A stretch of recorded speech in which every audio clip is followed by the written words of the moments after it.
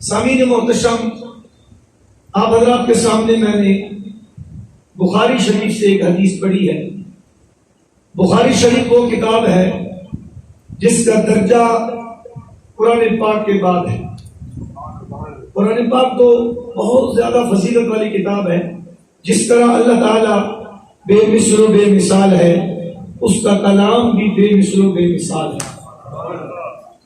اور قرآن پاک کے بعد جو فضیلت والی اور سب سے معتبر کتاب ہے، اس کتاب کا نام ہے بخاری شریف۔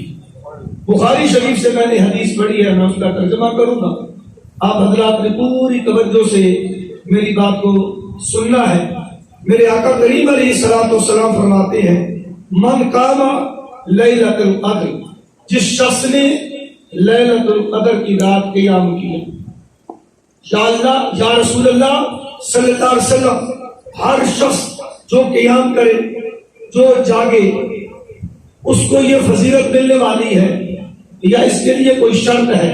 سبحان اللہ، میرے نبی لجپال امام الانبیاء فرماتے ہیں، شرط یہ ہے ایمانا و احتسابا، ہر ایک کو یہ رات فائدہ نہیں دے گی۔ کس کو فائدہ دے گی؟ پہلی شرط یہ ہے کہ وہ ایماندار ہو۔ اب بلند آواز سے سبحان اللہ کہیں۔ یہ دوسرا خطاب ہے، پھر تیسرا خطاب ہوگا۔ تو آپ حضرات نے جو بات اچھی لگی آپ نے سبحان اللہ کہنا ہے، تاکہ مجھے پتہ چلے کہ آپ میری بات سن رہے ہیں۔ میرے آقا فرماتے ہیں کیا شرط ہے؟ ایمان، پہلی شرط ہے کہ ایماندار۔ بے ایمان کو یہ رات فائدہ نہیں دے سکتی۔ کافر بھائی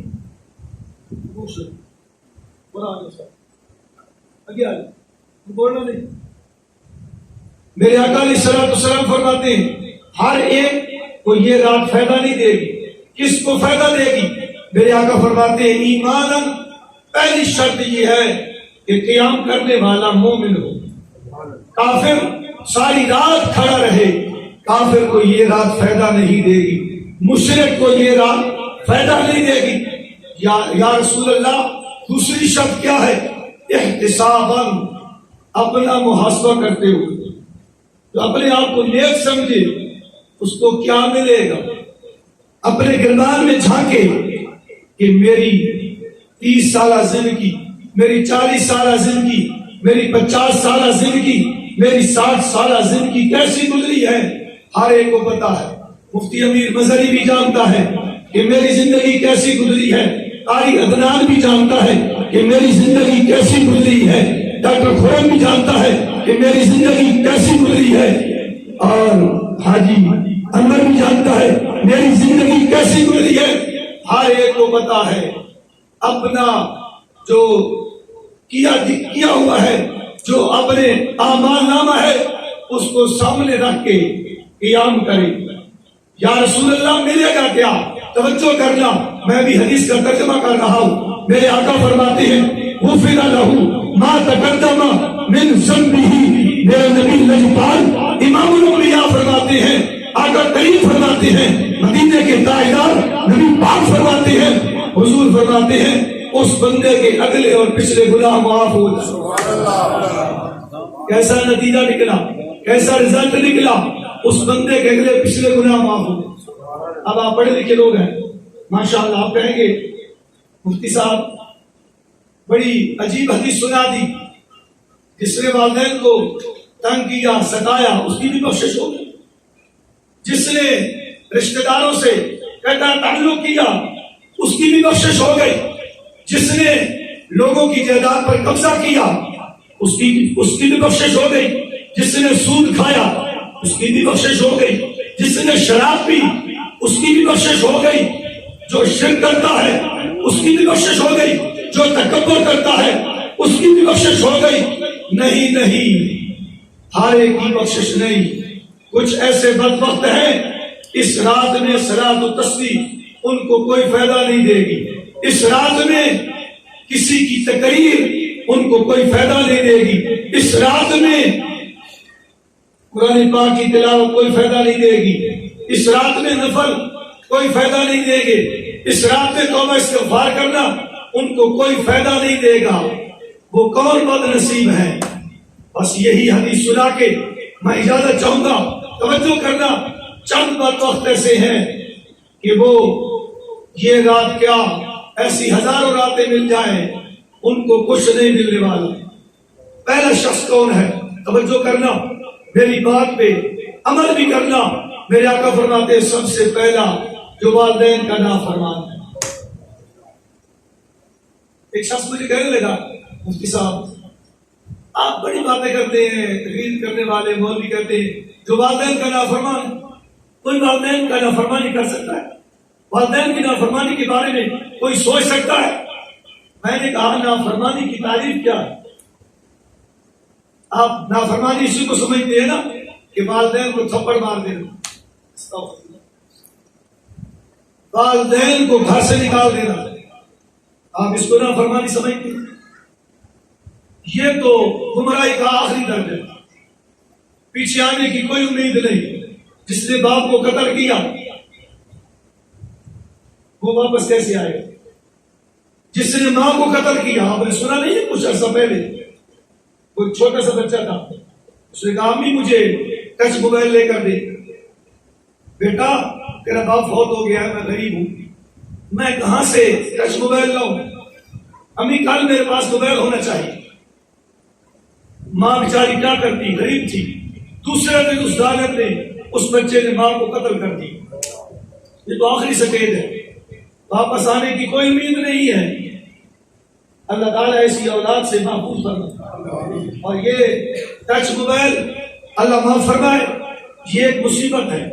میں ایک بات کرنے لگا ہوں اشاروں میں، شاید آپ کو سمجھ آ جائے. بھائی صاحب توجہ کرنا، اس مرتبہ 3 کیس میرے پاس آئے کہ روزہ ٹوٹ گیا ہے یا نہیں. عمر کتنی تھی بچوں کی؟ لمحہ فکریہ ہے. ایک کی عمر 14 سال، ایک کی 16 سال، ایک کی 19 سال. اور میں نے کہا روزہ کیسے توڑا؟ توجہ کرنا، گھر کو آگ لگ گئی گھر کے چراغ سے. ہم نے بیٹی کو بھی موبائل لے کر دے دیا، بیٹوں کو بھی دے دیا. صحت کا بیڑا غرق، روحانیت چلی گئی. تینوں بچوں کا کیس ایک ہی تھا کہ ہم نے روزے کی حالت میں ایسی ویڈیو دیکھی کہ ہم برداشت نہ کر سکے، ہم روزہ توڑ بیٹھے. اب اس سے آگے میں کیا تشریح کروں؟ ہم نے اپنی اولاد کی طرف توجہ نہیں دی، اس ظالم نے ماں کو قتل کر دیا. آپ سمجھتے شاید یہ نافرمانی ہے، نہیں، اس سے اور سٹیج بھی ہے. کیا ہے؟ قرآن کیا کہتا ہے ایسا؟ قرآن کہتا ہے اف. اف نہ کہو. اف کس کو کہتے ہیں؟ لوگ اٹھا کر دیکھیں، آج کل تو نیٹ ہے، آپ لکھیں اف کا معنی. اپنی بیٹیوں کے نام تو لکھتے ہیں نا کہ میری بیٹی کے نام کا معنی کیا ہے، میرے نام کا معنی کیا ہے، نیٹ پہ لکھتے آ جاتا ہے. کبھی یہ بھی لکھیں اف کا معنی کیا ہے. آئیے میں بیان کرنے لگا ہوں. ایک کپڑا ہے یہ سادہ، ایک ہوتا ہے ریشمی کپڑا. کچھ عرصہ پہلے کیٹی ایک کپڑا تھا. جب ہم چلتے تھے، توجہ میری طرف کرنا، جب انسان چلے نا آواز پیدا ہوتی ہے. کپڑوں سے نیا کپڑا ہو تو آواز پیدا ہوتی ہے. کتنی آواز ہوتی ہے؟ بڑی مشکل سے انسان خود سنتا ہے. قرآن میں آتا اف نہ کہو. وہ آواز جو تمہارے کپڑوں سے پیدا ہوئی، ماں باپ کے سامنے اتنی آواز بھی پیدا نہ ہو. ہم کیا کہتے ہیں؟ ابو چپ کر، بیٹا خاموش، ابو چپ کر، تمہیں کیا پتا، امی چھوڑیے اس بات کو، ہٹ جائیں میرے سامنے سے. بیٹا نافرمان ہے یا تابعدار ہے؟ نافرمان. امی چپ کر، ابو چپ رہے، آپ کو کیا پتا اف سے بڑھ گیا یا کم ہے. اف تو یہ ہے، یہ کپڑے کی جو آواز پیدا ہوتی ہے، اتنی آواز بھی پیدا نہ ہو ماں باپ کے سامنے، بڑے بھائی کے سامنے، استاد کے سامنے، پھر تو آپ ادب والے ہیں، ورنہ آپ نافرمان ہیں.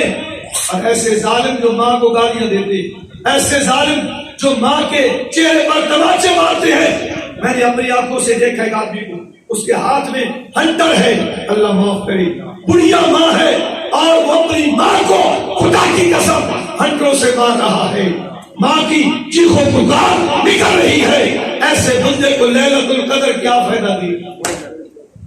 ہم مولوی بیان تو کرتے ہیں آؤ بخشش ہو گئی، صلاۃ و تسبیح پڑھو، اعلانیہ گناہ بھی گئے، پوشیدہ گناہ بھی گئے، جو رات کو کیے وہ بھی گئے، جو دن کو کیے وہ بھی گئے، جو چھوٹی عمر میں گئے وہ بھی گئے، جو جوانی میں گئے وہ بھی گئے، جو بڑی عمر میں کیے وہ بھی گئے۔ کبھی کسی مولوی نے کہا ہے کہ تیرا کردار کیا ہے؟ لیلۃ القدر جو والدین کا نافرمان ہے، اللہ کی قسم اس کو کوئی فائدہ نہیں۔ کل میری سمجھ آتی نہیں ہے کوئی آتا ہے؟ بالکل۔ ایک ایسا آدمی جو خود میں نے دیکھا، بکریاں چرا کے محنت کر کے بچے کو پڑھایا، بچہ محکمہ تعلیم میں ڈائریکٹر لگ گیا، والد ملنے کے لیے گیا، اور جو سنگری تھا چوکیدار اس نے کہا آپ کا باپ آیا ہے ملنے۔ اس نے دیکھا پھٹے پرانے کپڑے، لوگ کیا کہیں گے؟ اس نے کہا کون کہتا ہے میرا باپ ہے؟ یہ تو ہمارا نوکر ہے، تو ہماری بکریوں میں رہتا ہے، بکریوں کی دیکھ بھال کرتا ہے، جانوروں کی دیکھ بھال کرتا ہے، یہ ہمارا مشیرہ، یہ ہمارا نوکر ہے۔ اس تعلیم کا کیا فائدہ؟ وہ ڈائریکٹر بن گیا، وہ اونچے مرتبے پر چلا گیا، لیکن کیا کہتا ہے؟ یہ کون کہتا ہے میرا والد ہے؟ یہ تو ہمارا نوکر ہے۔ لیکن اللہ کی جو لاٹھی ہے وہ بے آواز ہے۔ دنیا میں والدین کے نافرمان کو سزا مل جاتی ہے۔ یہ 1992 کی بات ہے، دوسرے دن سلنڈر پھٹا، خود بھی مر گیا خبیث، بیوی مر گئی، 2 بچے تھے وہ بھی جل گئے، کوٹھی بھی جل گئی، سامان بھی جل گیا۔ اللہ فرماتا ہے جب والدین کو ستایا جاتا ہے تو یاد رکھیں اللہ کا عرش ہلنے لگ جاتا ہے۔ ایسے شخص کو شب قدر کوئی فائدہ نہیں دے گی۔ توجہ کرنا، دوسرا شخص جس کے بارے میں شب قدر اس کو کوئی فائدہ نہیں دے گی، کون؟ تکبر کرنے والا۔ میں نے ایک جگہ دیکھا ایسا لکھا تھا اللہ جتنے مرتبہ پہنچا دے، اپنے رب کو نہ بھولنا، اپنے ماں باپ کو نہ بھولنا، اپنے محسن کو نہ بھولنا، اپنے مخلص دوست کو نہ بھولنا۔ آخر میں بڑی پیاری بات لکھی تھی، اپنی اوقات کو نہ بھولنا، اپنی اوقات کو نہ بھولنا۔ بندوں کے پاس پیسہ آتا ہے، قوم تبدیل کر دیتی، خاندان تبدیل کر دیا، توجہ کرنا، باپ تبدیل کر دیا، خاندان تبدیل کیا تو باپ تبدیل کیا، مال تبدیل کی، بڑی سخت وعید آئی ہے۔ اور بندے ملنے کے لیے جائیں تو ایک ہاتھ ہوتا ہے، یاد رکھیں ان کو سزا کیا ملنے والی ہے؟ شب قدر کی رات متکبر کو کوئی فائدہ نہیں دے گی۔ قیامت والے دن متکبر چونٹیوں کے مثل لوگوں کے پاؤں کے نیچے رونے جائیں گے۔ لوگ کہیں گے یہ کون ہے؟ آ جائے گا فلاں چودھری صاحب، فلاں نواب صاحب، فلاں ملک صاحب، جو دنیا میں انسان کو انسان نہیں سمجھتا تھا، آج انہیں ذلیل کیا جا رہا ہے۔ کیوں؟ میرے آقا فرماتے ہیں الکبر ردائی، حضور فرماتے ہیں تکبر اللہ کی صفت ہے، اللہ کی چادر ہے، جو اس سے چھینے گا اللہ ذلیل کر دے گا۔ جتنا مرتبہ مل جائے تکبر نہیں کرنا، کیا کرنا ہے؟ من تواضع للہ رفعہ اللہ، میرے آقا فرماتے ہیں عاجزی کرو گے اللہ تمہارے مرتبے کو بلند کر دے گا۔ ہم تو ایک نماز پڑھ لیں تو دوسرے کو کافر سمجھتے، ہم تو ایک حج کر لیں تو دوسروں کو بے ایمان سمجھتے۔ کبھی سوچا ہے ہمارے ساتھ کیا ہونے والا ہے؟ کیا ہونے والا ہے؟ اللہ کی قسم جو متکبر ہے اس کی بخشش نہیں ہے، جو عاجزی کرتا ہے اللہ اس کے مرتبے کو بلند کر دیتا ہے۔ آپ جانتے ہیں، آپ دیکھیں نا کبھی باغ میں جائے نا، جس پہ مالٹا لگا ہوگا، جس پہ سیب لگا ہوگا، وہ شاخ جھکی ہوگی، جس کے اندر کچھ ہوتا ہے وہ اکڑتا نہیں ہے، وہ جھک جاتا ہے۔ میرے آقا فرماتے ہیں جو جھک جاتا ہے اللہ اس کو بلند کر دیتا ہے، اللہ اس کو بلند کر دیتا ہے۔ کتنے شخص ہو گئے؟ تو مختصر ہے۔ تیسرا شخص جو رشتہ داروں سے قطع تعلق کرنے والا، نہیں جی وہ میری بیٹی کی شادی پہ نہیں آیا، وہ میرے بیٹے کی شادی پہ نہیں آیا، میرا بیٹا پیدا ہوا تو پوچھنے نہیں آیا، بس افطار پارٹی کی تھی افطاری پہ نہیں آیا، وہ میری شادی آئی تھی شادی پہ نہیں آیا، بس ختم، خاندانی تعلق ختم، پوری رشتہ ختم۔ یاد رکھیں بغیر وجہ شرعی کے جو آدمی قطع تعلق کرتا ہے اس رات میں جاگ لے اس کو کوئی فائدہ نہیں ملنے والا۔ کتنے لوگ ہو گئے؟ جاگتے بیٹھو تو سنتے ہی ماشاء اللہ۔ وہ حضرت یوسف علیہ السلام کا قصہ بیان ہوتا رہا کہ مولوی صاحب آ گیا، بندے آ گیا، مولوی صاحب دسو بھائی یوسف مرد کی عورت ہے یہ پتہ کوئی مرد عورت کتنے ہو گئے کچھ آواز سے کتنے چوتھا بندہ شب قدر اس کو کوئی فائدہ دینے والی نہیں ہے کون جو شرابی ہے اصل کدے شراب پیتی نہیں کدے کوئی کش لا لے یہ کی ہو توجہ کرنا حضرت علی کی بات سنا کے اجازت چاہتا ہوں حضرت علی فرماتے ہیں شراب کا ایک قطرہ سمندر میں گرے دریا میں اس کا پانی کھیت کو لگے اس کھیت سے سبزہ اگے اس سبزے کو بکری کھائے توجہ کرنا حضرت علی فرماتے ہیں میں اس بکری کا گوشت بھی نہیں کھاؤں گا اس کا دودھ بھی نہیں پیوں گا اور ہمیں کیا نفرت ہماری اولاد کہاں جا رہی ہے پتہ ہے کہتا بعد میں خدا کی قسم ہمارے نوجوان بھائی ہمارے بیٹے یہ بیماری ہے شیشہ بڑی محبت سے پی جاتی ہے کوئی نہیں یار دوستوں میں ہے کبھی چرس کا سوٹ لگا دیا کبھی حفیظ کھا لی کبھی شراب پی لی یاد رکھیں جو شراب پینے والا ہے شب قدر کی رات وہ جاگتا رہے وہ صلاۃ و تسبیح پڑھتا رہے اس نے اپنے منہ کو گندا کیا ہوا ہے اللہ کی قسم